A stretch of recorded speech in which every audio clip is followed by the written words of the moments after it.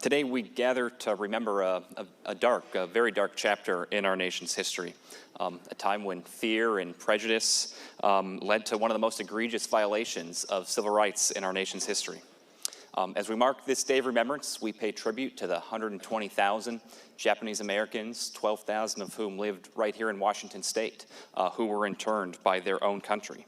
They were forcibly removed from their homes, their families, their businesses, their lives uprooted, taken away from their communities, and put in internment camps, all on account of their ancestry.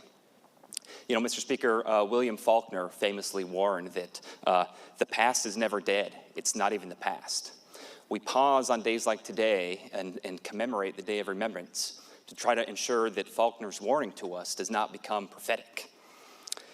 The internment of Japanese Americans in World War II is a testament to the fact that discrimination and prejudice can resurface at any time if we're not vigilant about upholding the civil liberties that make our country what it is and those values that we hold so dearly. We can never forget the lessons that history has taught us. We must remember the pain and suffering endured by Japanese Americans. We must honor the resilience and courage in the face of adversity imposed by their own government.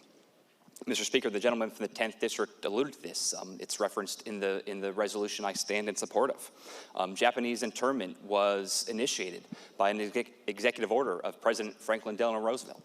President Roosevelt, that Democrat progressive champion of New Deal causes, shows us that no political party has monopoly on bad ideas. And even though internment was ordered by a president, it was upheld by the Supreme Court in Korematsu versus United States, reminding us that our nation's highest court, the authority of our nation's highest court, doesn't rest only on a legal plane, but on a moral one as well. Today, I'm rising to reaffirm our commitment to protecting the civil liberties of all Americans and all Washingtonians, regardless of their race, ethnicity, or religion. We must work together, Mr. Speaker, to ensure that the mistakes of the past are never repeated. We must endeavor to ensure that, in this case, despite Faulkner's warning, that the past does die, that the past does remain the past. But I want to close on a more hopeful note, and again appreciate that the gentleman from the 10th made this same point. Through the dark cloud of internment, a bright light shone through, and that light is the Japanese American community. Despite internment, Japanese Americans have made incredible contributions to our state and our nation. They are artists, they're writers, they're civic leaders, they're small business owners, they're scientists. Despite internment, they continue to make America the best of what it can be. And there's no better embodiment of this spirit, Mr. Speaker, than the Nisei veterans, a handful of whom still remain with us, a handful of whom are in this very room today.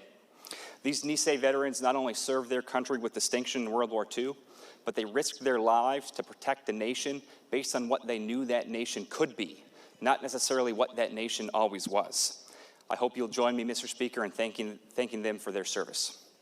So as we mark this day of remembrance, let us recommit ourselves to the ideas of justice and equality. Let us honor the memory of those who suffered at the hands of their own government. And let us recommit to upholding all of our God-given constitutional rights. Thank you, Mr. Speaker.